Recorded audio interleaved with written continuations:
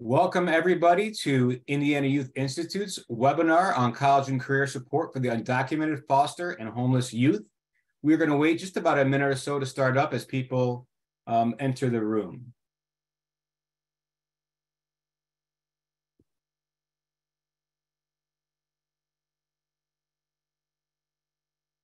We're happy to have everybody here on this beautiful day from where I am in Northwest Indiana. About another 15, 20 seconds, we'll start up.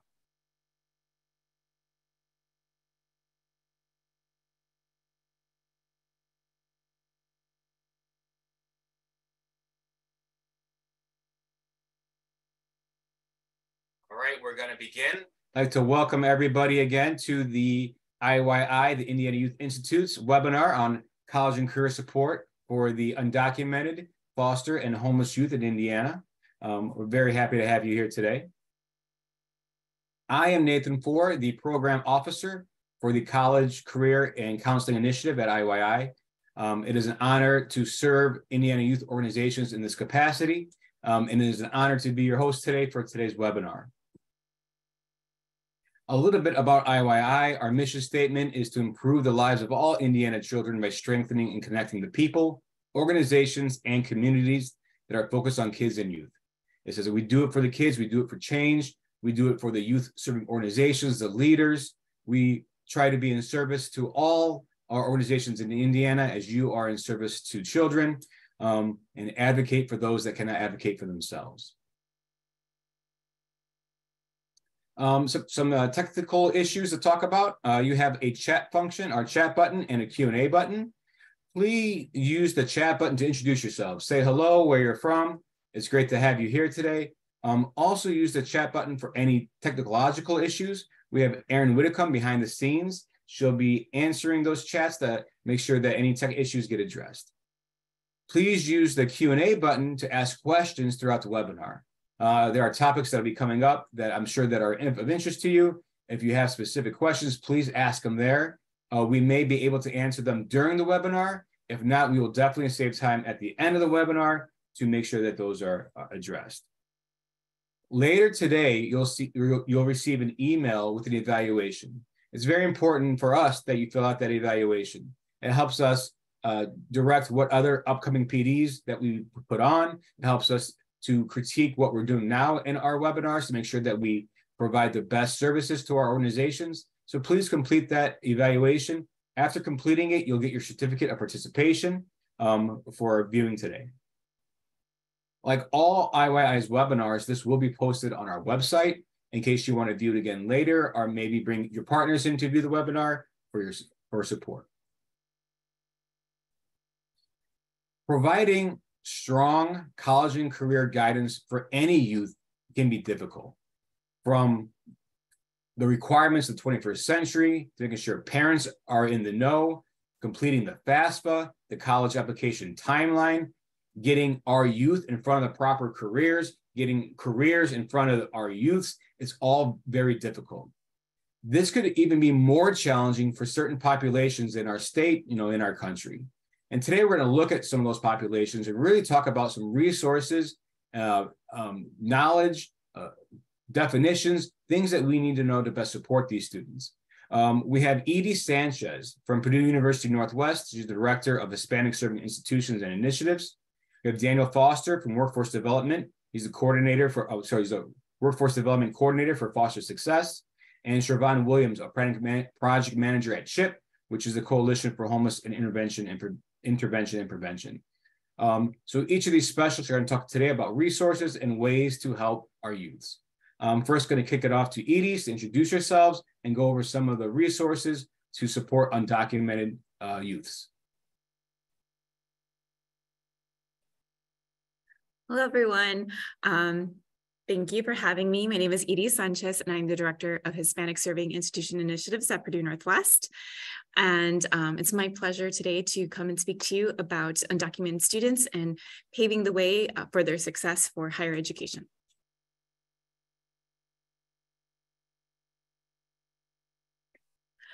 There are nearly 100,000 undocumented students who graduate from high school every year, according to the Migration Policy Institute. And the number is only increasing because we no longer have DACA, and we'll talk a little bit about DACA in my next slides. And in 1982, the Supreme Court ruled that all students have the right to a free public K-12 education, regardless of their immigration status. 33 years later, after that ruling, undocumented students and families continue to face educational injustice across the nation. Our nation is still a long way from ensuring that all students, regardless of immigration status, have access to K-12 education, as well as tuition and financial equity. And we'll get into the details about that too. So one thing that is important to mention is to drop the I word, which is illegal, and to preferably use the term undocumented or dreamers. Those changes will make a big difference with when you're talking and speaking and dealing with undocumented students, and make information resources available for all. Sometimes we don't even know that students are undocumented, and most of the time they won't disclose unless there's a deep level of trust. So when talking in general about students who don't have a permanent legal status or a pathway to legal status here, in this country, it's preferable to use undocumented or dreamers. Undocumented refers to students who are not U.S. citizens, that are not permanent residents, and I'll explain exactly what the difference between a U.S. citizen and a permanent resident is too. In the United States, they don't hold a visa. They live here in the United States, but they cannot apply for legal residency. And so when there's no way to have a legal status in this country, or maybe you came in here legally and then you overstayed your stay here, you become undocumented.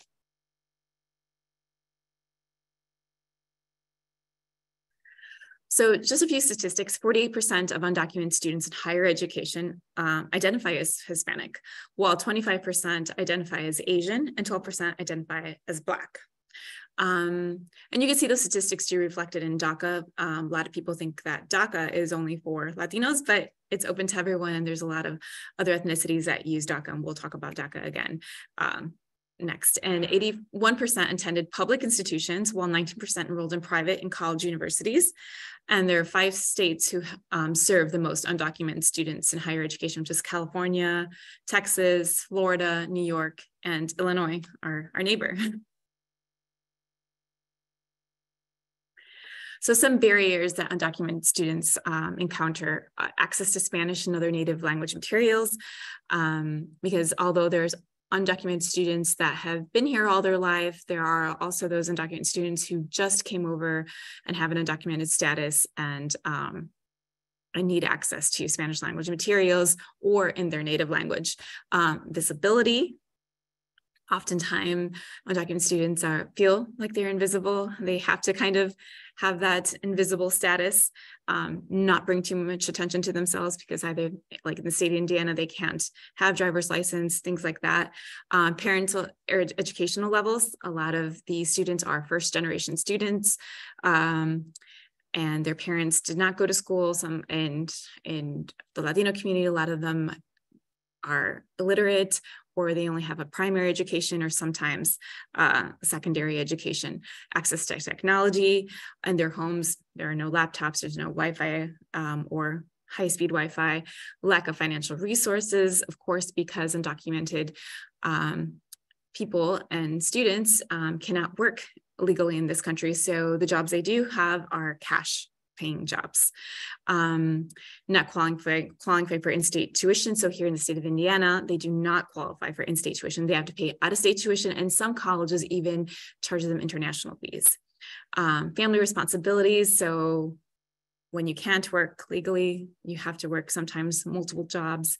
You oftentimes have to act as the interpreter for your parents, for medical visits, for any kind of thing that needs English. So lots of responsibilities that these students carry, or caring for their siblings. First generation student, so they're oftentimes, their parents did not go to school in their countries, and they're here as first generation students in this country. And again, access to Indiana's driver's license. We do not have that in Illinois. They do. We have kind of the problem in Northwest Indiana where we have parents that go over to Illinois, have an Illinois address and get an Illinois driver's license because they need a driver's license to drive back and forth to work. But they live in Indiana and they can't register their child for school because they have an Illinois driver's license, even though they live in Indiana. So it's a problem we've had to work out because of that issue that parents, need that Illinois driver's license and live in the state of Indiana. But in East Chicago especially, it's something that we've been able to work through. And another huge problem, not only with undocumented students, but just I think a lot of students on a whole, and especially in the Latino community, unidentified or misunderstood IEPs and ILPs that make studying and making learning all that more difficult for our students. Sometimes their parents don't understand how these best help and kind of see they're kind of stigmatized. So those are key barriers. So how can you support? Provide hope and encouragement, reassure undocumented students that college is possible despite the obstacles. Make information and all resources available to all students because, like I said, some of them won't identify. So just making it open to everyone, make sure that they receive the information. Be open-minded. Don't make assumptions about who may or may not be undocumented. Like I said, it's not just Latino students who are undocumented. You saw in the statistics, there's Asian students and Black students who are also undocumented. And undocumented youths aren't all Latinos, like I said. And involve parents, educate the parents of undocumented students as to the benefits of a college education. And we'll talk about some tips and tricks that we can talk to parents about and help them identify to help their child be successful and go to college. Help create lasting support networks that can offer ongoing mentoring and advice for undocumented youth. So reaching out to maybe people who have graduated, college students who have been in that same situation or are representative of them and that can be kind of those mentors. Reach out to organizations, community groups that can support undocumented and immigrant youth. A lot of them already do and are already doing activities and holding events and have those resources for them. Identify role models, like I said, former students that are college students. Support pro-immigrant federal, state, and city legislation, such as the Federal DREAM Act. Stay informed and updated on immigration or education legislation changes that will affect youth, their families, and communities. If we don't advocate for the change, if we don't advocate for our government, even if it's on a local level, on a state level, on a national level, these changes will never be made. Identify scholarships that don't require citizenship, residency. Example, the dream.us scholarship. I also will share with you a QR code and a link for a huge scholarship database that I and some others have put together, and they are categorized. They have one for all Latinos, and then there's sections where there's tabs where it's for only undocumented students and also for DACA students. Establishing direct lines of communication with students and families in English and other language. It's really, really important to keep that line of communication open with the student, especially if they're looking to go to college or further their education or do something else, a technical career, and their parents. And establish and encourage dual credit. That's my big thing, dual credit. That's free money, right? In Indiana, Ivy Tech is an excellent partner for high schools that often have offered dual credit in the high schools. Take advantage, have all those credits. We've had students who've come in with already 2 years of dual credit that only have to complete the 2 years. So that makes it so cost effective and just something very attainable especially for an undocumented student. Next slide. Sorry, my lights went out in my room.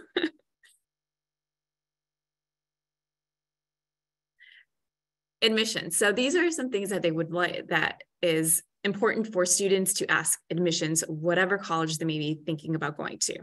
So institutional policies on admitting undocumented students sometimes vary from college to college.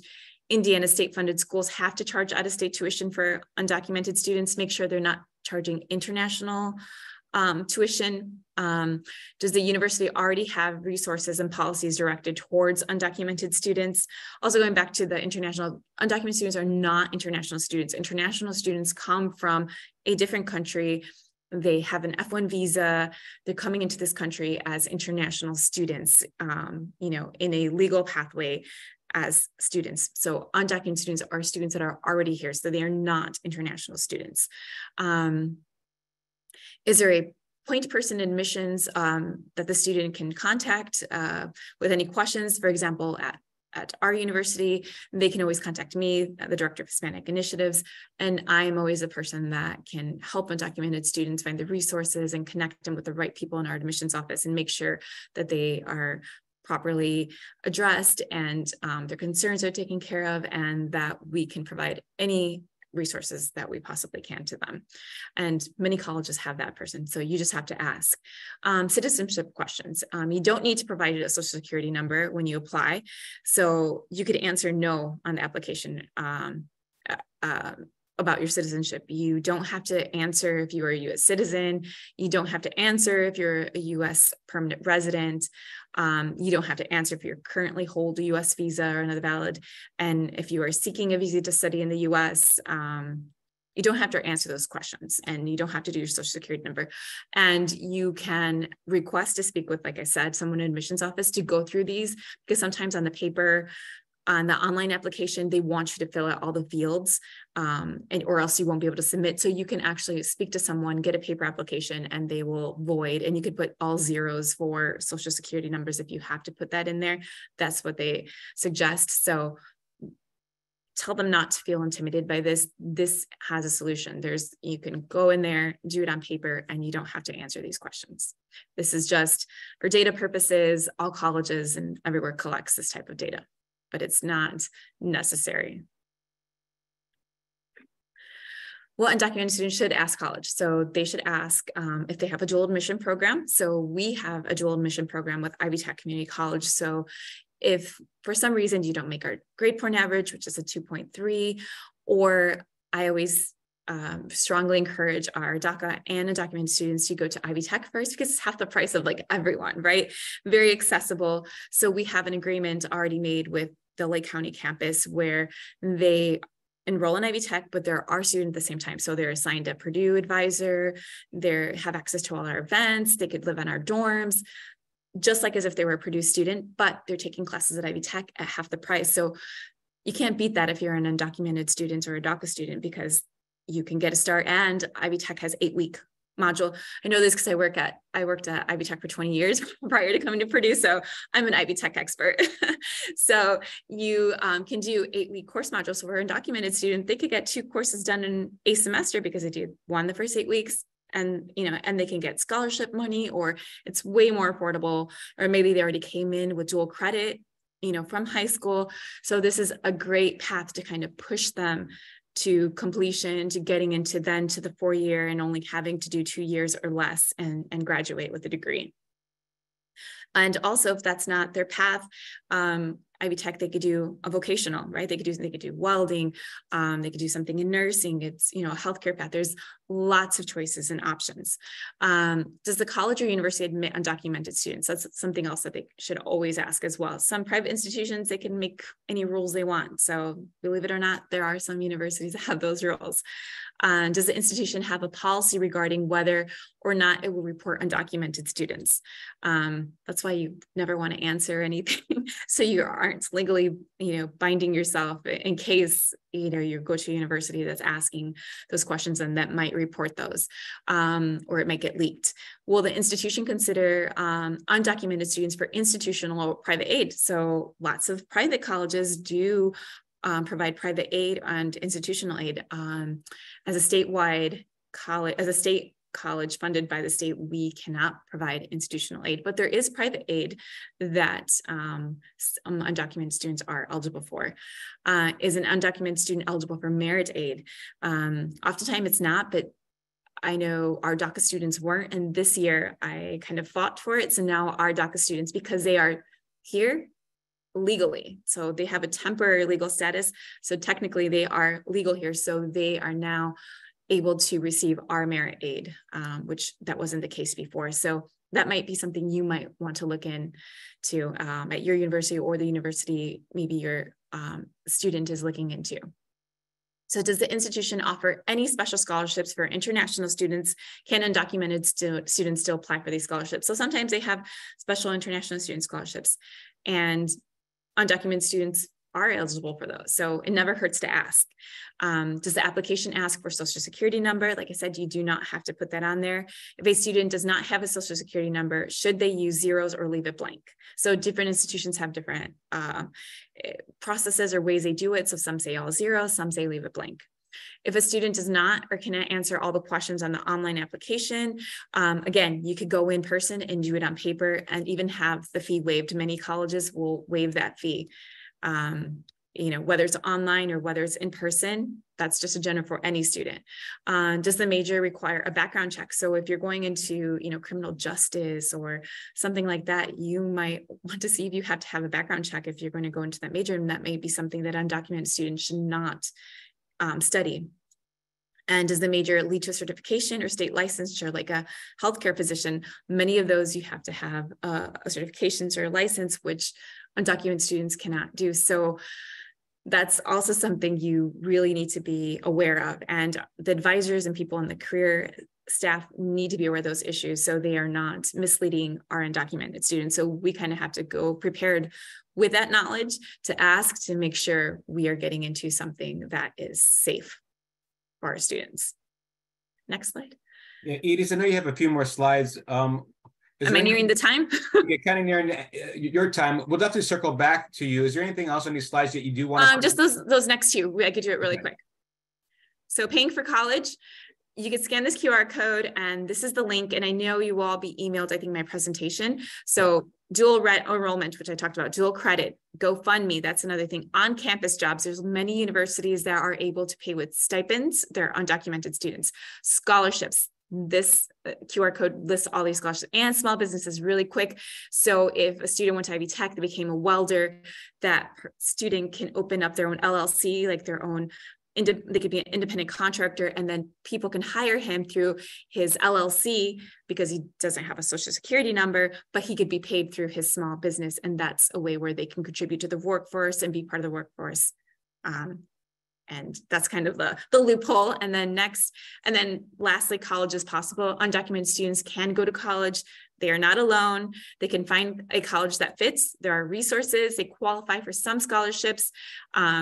And laws are changing, so we never know what's going to happen, and there is always hope. So, yeah, we will be sharing all the PowerPoints today with all the resources to everybody, and they'll have all these links. So really appreciate that. And I also want to say thank you to the questions that are being asked. We're going to save some time at the end to circle back to these, so some of these are redirected for you, Edie, okay? Thank you. All right, thank you. I'm going to stop sharing, and I'm going to pass it off to Daniel. All right. Good afternoon, everybody, and welcome to the classic "Can you see my screen?" question. I'm getting thumbs up from my fellow panelists, so I'm gonna say we're good to go here. My name is Daniel Hurst. I'm the workforce program coordinator at an organization called Foster Success, and I'm going to be speaking with y'all today about working with foster youth transitioning out of care and into independence, specifically in the workforce space. Just to share with you all, our mission at Foster Success is to just hear, support, and empower those young adults who are transitioning out of care on their journey to self-sufficiency. And I'm going to be talking about that a lot today, self-sufficiency and independence. It's really our role and the role of anybody working with young people in this population, in this age group, to not be doing things for them, but to help them understand how to do for themselves. We're really in a space where they are expected to start moving into adulthood and taking care of things.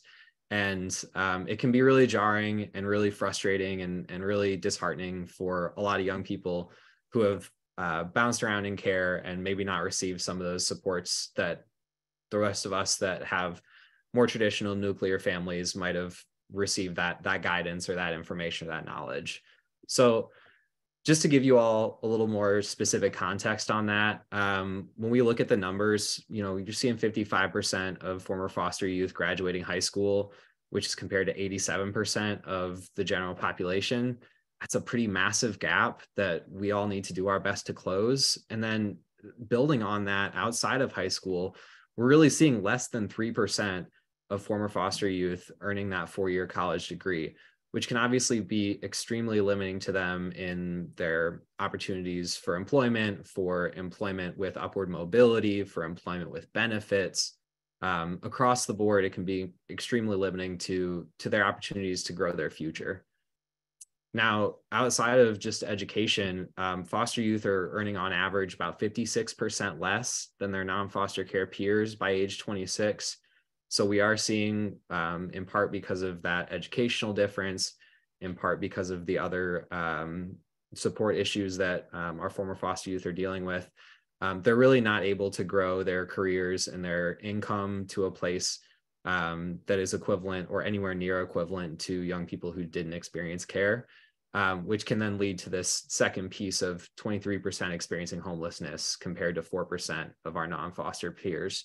So you're really seeing this building issue of lack of educational support, to lack of career attainment and success, to lack of ability to build stability for yourself and build an independent life for yourself.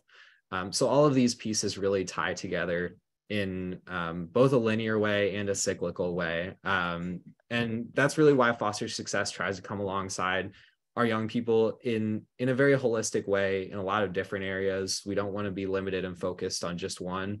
So I'm going to touch on a few of these and then dig really a little more deeply into our workforce area, as well as some of our educational success opportunities. So at Foster Success, we have our youth engagement boards, our youth advisory boards. We want our young people to be really empowered to use their voices and see themselves as agents of change within the system and within their own lives.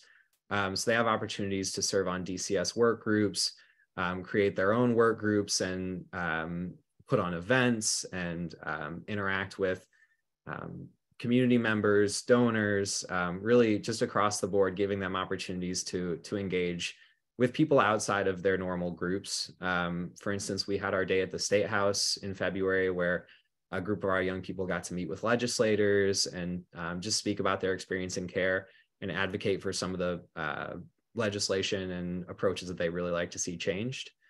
So we really like to give them the opportunity to step up and lead within our organization. Our financial empowerment area, we were focused on credit building in that.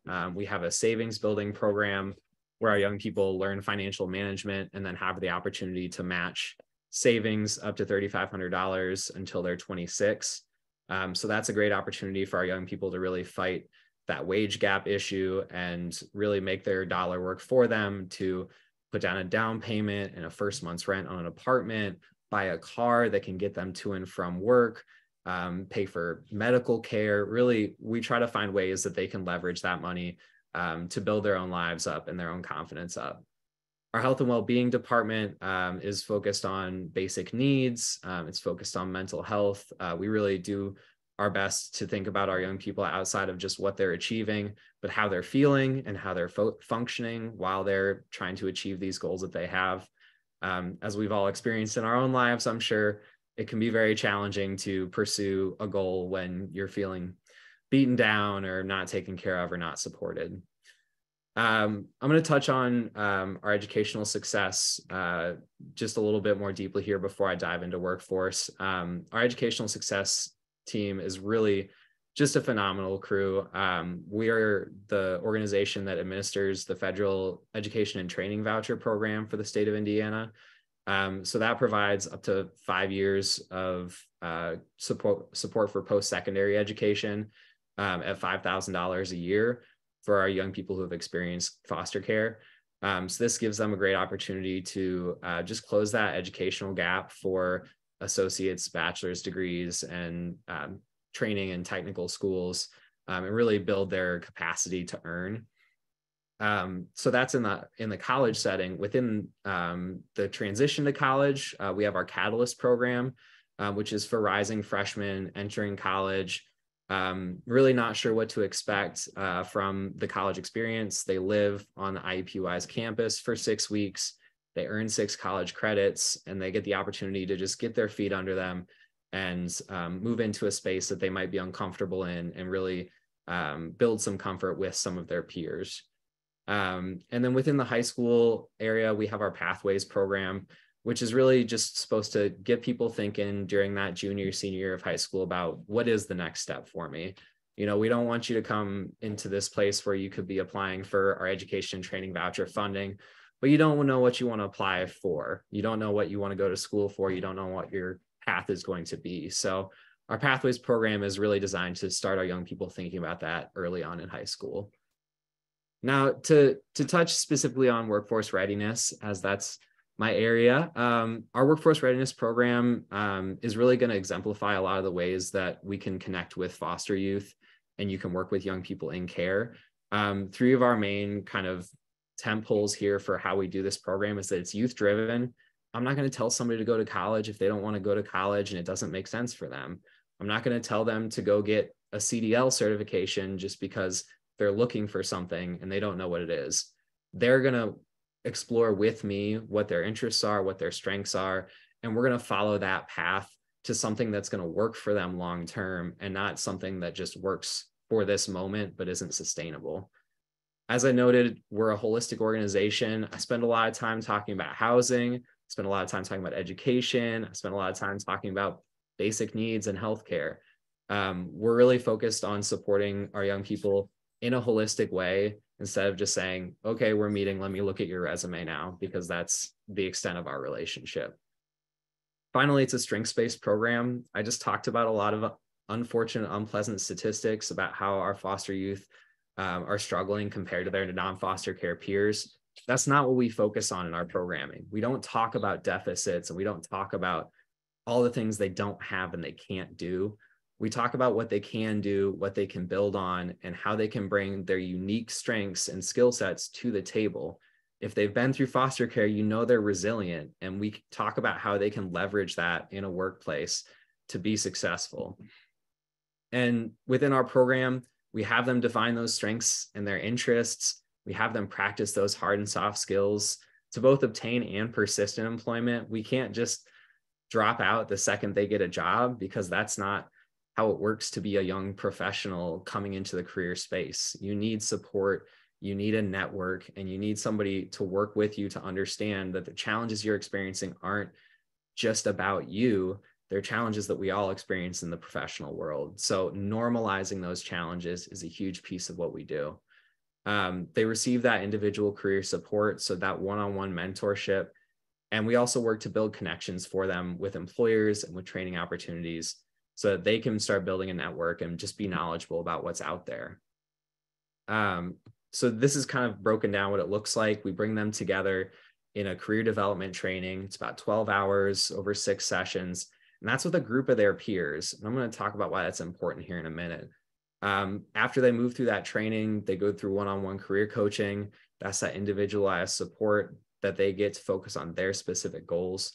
And finally, we want to connect them with employment opportunities, with training opportunities, with places that understand that young people are not finished products, whether they're in foster care or not, and companies that are interested and willing to work with and develop their young employees to learn how to be good professionals. Just touching briefly on eligibility, we're working with 18 to 26-year-olds that have been in foster care for at least one day on or after their 14th birthday. And we're mainly working in Central Indiana for this workforce program. Foster Success as a whole is statewide, but our workforce program is funded by the Lilly Endowment, and we're focused on building out careers in Central Indiana, so within Marion and those donut counties. So I kind of want to wrap up a little bit here, just talking about what helps our young people in foster care grow. This is not isolated to a workforce program. This is something that we can all apply working with young people. So peer support, when we bring them into this training with a cohort of their peers, it is not an accident. We want them to hear from other people what challenges they're experiencing and understand that this is not about their individual faults or failures. This is just something a lot of young people experience. our young people really guide and support each other. We have them explaining to each other within this program credit cards that they applied for that were secured so they weren't, threatening their credit score, ways to approach a job interview that they found to be successful. We really want them to be a part of a conversation, not to just be listening to somebody lecturing at them. Another big piece of this, when I am up there talking, I'm modeling. This is something that I believe in really strongly in working with our young people that have experienced foster care, is just saying like, hey, you're not different from me. You're not a different entity. I'm just a couple of years further along my career journey. So I read them one of my early cover letters and I let them just go ahead and rip it apart, because that shows them that I'm not a finished product either. I make mistakes. There's a lot that they didn't like about my cover letter. And this also opened the door for us to talk about places that they would have changed and why I approached it that way and how they can think differently about theirs. Finally, peer leadership is just really crucial. We want our young people to, again, see themselves in the people that have positions of responsibility, that are competent, trusted young professionals with responsibilities. So we bring in a young person who is outside of kind of their age range a little bit, but still in the mid-20s, to talk about her career journey, how she came to build her work journey and get to where she is now. And they're able to really connect with her and see themselves in her more than they might see themselves in me. So somebody to come in and be their peer and really bridge that gap and show them that it is possible to get to a place where you're graduated, where you have a salaried job with benefits. So her leadership has been crucial to all of the workforce programming, and our peer leaders throughout Foster Success really help them build the bridge between where they are and where they could be. Just to put a bow on this, our youth employment following this Works Wonders training increased from 38% to 52%, which puts them pretty close in line with non-foster care peers. So we find a lot of success in this model of building that circle of support, building that network around them, both of professionals and their peers, and then really working to make connections for them and help guide them to where they need to be. When I had my first job, my mom drove me to Party City, looked me in the eye in the car seat and said, all right, you're going to walk in, you're going to shake the manager's hand, you're going to take an application, you're going to thank him for his time. And she drilled that into me sitting there in the parking lot. A lot of our young people do not have that. They do not have anybody drilling into them lovingly and constructively, criticism-wise, telling them how to engage in the workforce and build their own success. They're figuring it out on their own. And we just want to wrap around them in a way that says you don't have to figure this out on your own. You can use people that have been through the entry-level job process, the college process before. Now, our next Works Wonders training, if you all have clients or anybody that you think might be interested in this, is going to be running the first 2 weeks of June from the 15th to the 14th on Monday, Tuesdays, and Wednesdays from 4 to 6 p.m. You can call, text, email me here. If you guys want to scan this QR code, that takes you to our workforce website at Foster Success. But go ahead and use that and just explore all of the services Foster Success has to offer outside of just workforce, that education funding and support, our youth engagement funding, our financial empowerment programs. They're all incredible to just empower our young people and show them that they have the skills and knowledge. They just need to practice them. So I'm going to stop sharing here to thank you all for your time, and to just say again that, I think one of the most important and powerful things that you can do for young people in foster care and any young people you work with is just give to get. Be willing to open yourself up, be willing to share yourself, your failures, your challenges, the ones you had in the past and the ones you have now, and show them that you're willing to trust them with yourself. And then that really opens the door for them to trust you with themselves. So thank you guys all. I'll throw it back over to Nathan. Thank you, Daniel. I love the idea of community and service, the give to get. I think that's what really unites all of us here today, that mentality, and I really appreciate you sharing those resources. Again, there's definitely some questions. I want to move it along, so make sure we have some time at the end to give those questions. And I want to make sure Siobhan has some time to talk about the services. that CHIP provides for our students experiencing houselessness. Siobhan? All right. Hi, everyone. Good afternoon. So again, my name is Siobhan Williams, and I serve as a project manager at CHIP, so the Coalition for Homelessness, Intervention and Prevention, and I actually focus on our family homelessness strategy. So I'm just going to give a quick overview of what CHIP is and what CHIP does. So we provide a system-wide community response to making sure that homelessness is rare, it is short-lived, and is recoverable in Indianapolis, Indiana. We also mobilize and advocate and empower community collaboration. So bringing together those homelessness service providers to come help and making sure that we're able to end homelessness here in Indianapolis. Oftentimes people get confused about what we actually do because we are not, we don't do direct service. So I'll just go over what we actually do as an entity. So we secure funding for housing and services. We also manage and analyze data collected by homeless providers within our HMIS system, which is our homelessness management informational system that they use. And we also advocate for policy change at the local and national level. And then overall, we're supporting community partners as we work together to end homelessness. So I want to go over some key points that with McKinney-Ventos and also with the point in time count. So what the point in time count is in January, which normally happens on the coldest days, of the year. Because of COVID, we've been doing it for over a period of 5 days to make sure that we are able to capture our unhoused and housed neighbors. So last year in our point in time count, there were about 1,700 people who were homeless. And you might try to figure out, who are the homeless people? There are men, there are women, there are families, there are children, there are youth and young adults, and there are also seniors and veterans who may suffer from mental health or substance abuse issues. And also understanding that Black individuals and families experiencing homelessness are at a significant higher rate than our other counterparts.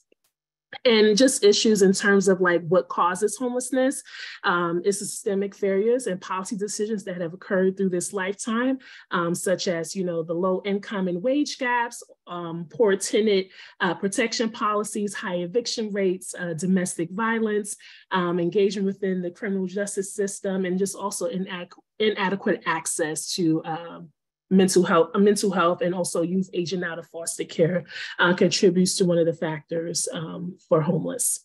Now, in terms of homeless youth, we identify homeless youth of those who are unattached to a family household and are under the age of 14.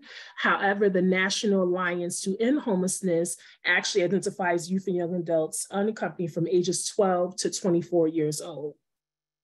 And some factors, risk factors that can be obtained because of a homeless youth is troubled family life, difficulties in school, substance abuse issues, mental health problems, out of placement / foster care, and then involvement with the criminal justice system. This is not limited to these things, but these are the reasons we've seen come up over time again. So what I really wanted to get into as well was something that I help manage, which is persons with lived experience. This is an opportunity.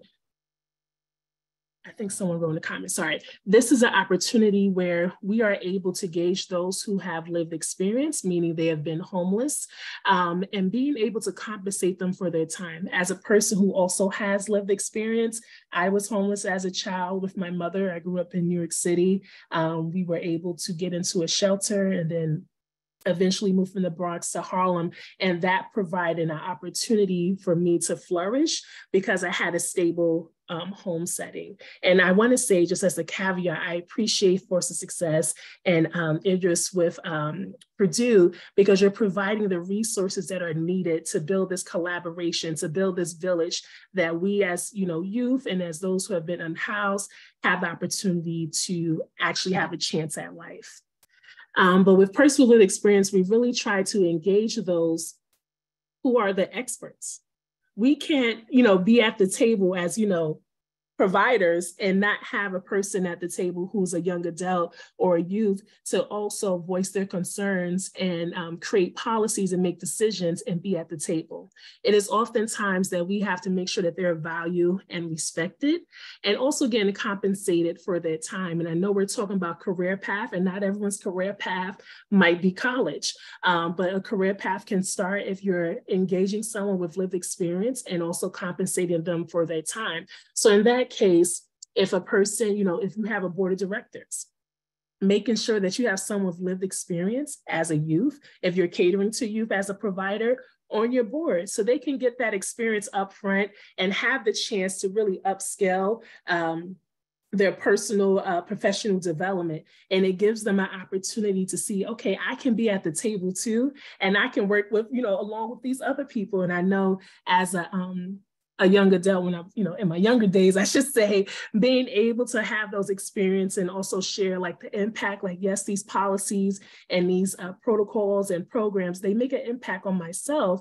How can I make a difference? How can I be the one to really say, hey, I don't think that idea will work as a person who's been unhoused. This is what I think should happen. So being able to give them those necessary skills up front will provide them longevity in the workforce development or in their college career as well.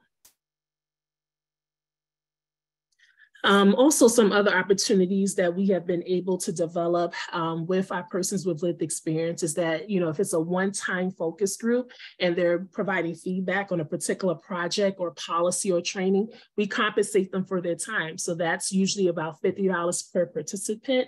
At a session, if there's a board participation, we pay them $25 an hour. And then if they're working on a committee or work group participation, we actually was able to make it $18 an hour.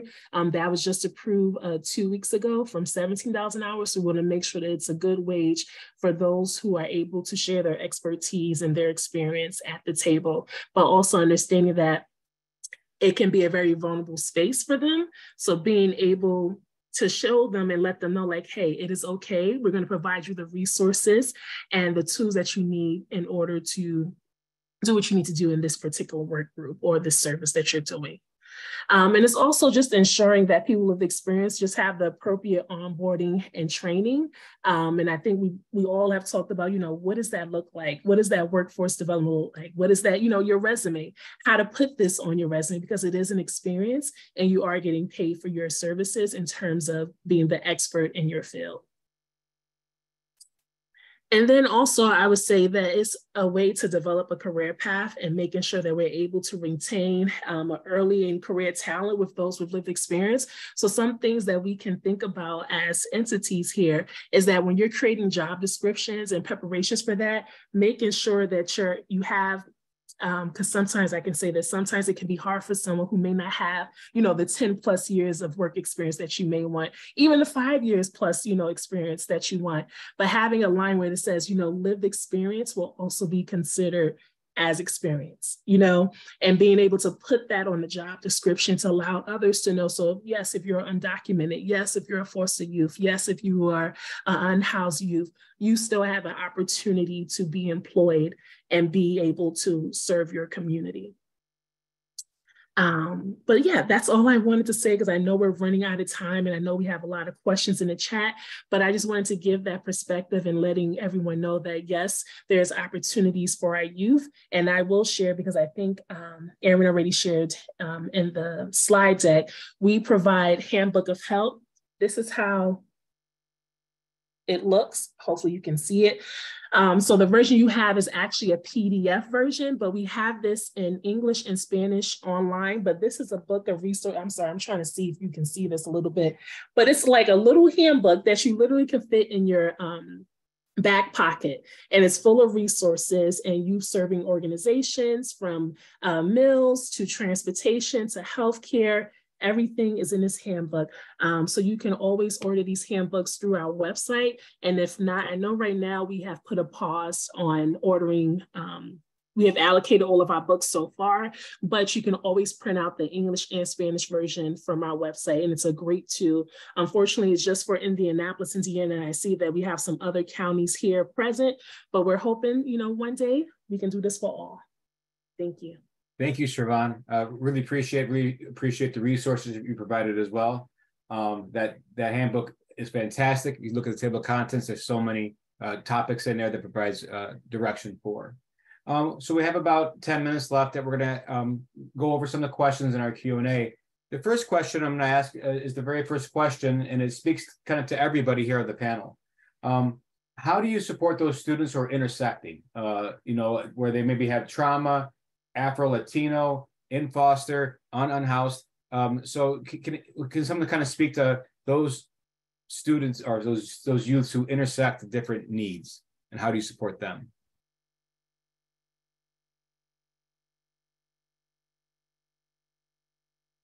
I would say just twofold. One would be just leveraging community resources as much as possible. You all can see that I'm a white man.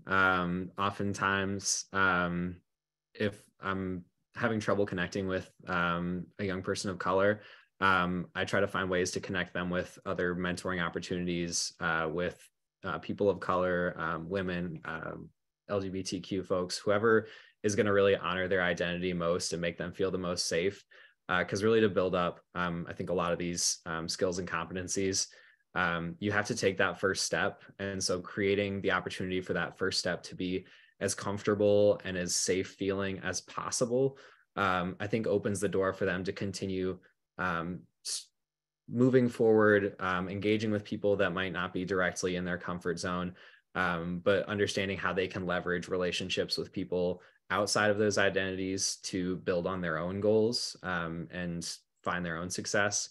And the second piece is just in that vein, making sure that our organizations reflect those identities as much as possible. When we're making hiring decisions, when we're in hiring searches, we're not just using those standard job boards. We're really trying to connect with folks to create a diverse team so that within the organization, as well as within our community, we're able to provide that support to people and create comfort for people with intersecting identities. Thank you, Daniel. Edie, there's some questions for you that I kind of want to bring up to you. One talks about, you had a great list of questions that youth should ask in the application process. Is there a way, or do you have a strategy? Should the youth ask those questions, or should the youth service organizations help answer those questions or guide those questions? So the onus isn't on the students and the family. So I guess the question is, like, should those youth serving organizations help answer those questions ahead of time, or should that responsibility just be on the kids alone? Well, those questions were specifically for universities. So those are questions that they need to know that they need to ask. So for example, if they're going to Purdue University Northwest, that's a list of questions that they should ask when, I would always suggest they meet with that person, like myself, if there was a position like mine, or if they have like a bilingual advisor, to meet with that person, ask that person those questions. And then go ahead and go through the process. And I'm sure that person then would take care of them and help them with the application process, but identifying someone that is going to be supportive in their role at the university for these specific students. How about those youths that are maybe not as confident, like the ones that are not confident in the process or have a language barrier? How do you support those students that aren't as strong at advocating for themselves? Okay. Well, then also identifying, because all universities have bilingual staff, identifying a bilingual staff and there's many students who come to us that speak to me first because they want to do everything in Spanish, and I'm like the translator between them and the recruiters or the advisors. Or like you said, there's lots of community organizations that would be more than happy to help those specific students kind of walk through the process and doing it in their own language and providing the family and the student resources and that extra assistance. Think you. Dana, there's a question about the pros and cons of the GED pathway for foster youth. Is that something you could speak of? Yeah, I think, you won't catch me saying many cons about getting our young people GEDs. It just opens so many doors for them. I'll speak to one briefly, just in that we need to make sure that a GED program fits in our young people's lives.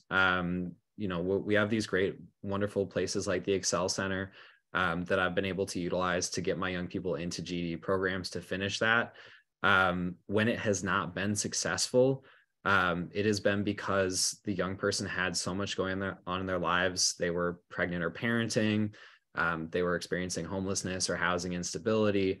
They were experiencing domestic violence, whatever that might look like, which is why I kind of led from the outset to say I'm not going to tell somebody to go on a pathway that doesn't make sense for their life right now.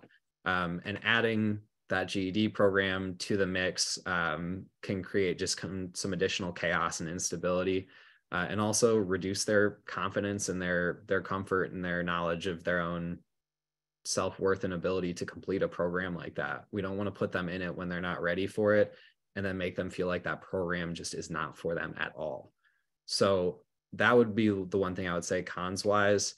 Pros wise, I think not only the pro of just having your diploma and being able to put that on your resume, but really I think a huge piece of it is self-confidence and the social benefit. I think our society expects people to have a high school diploma, and when our young people don't have one, I think they feel othered in a really significant way, not only because of the opportunities they lose, but also because they feel like, I hear this like, I don't even have my college diploma. Like they set that as a minimum bar for themselves often, and so not having it can be create this cycle of self-loathing and self-doubt that can really impact them long term. So when I put somebody in a GED program because I think they're going to be successful, it's as much about building them up and having them see themselves be successful and see themselves as successful as it is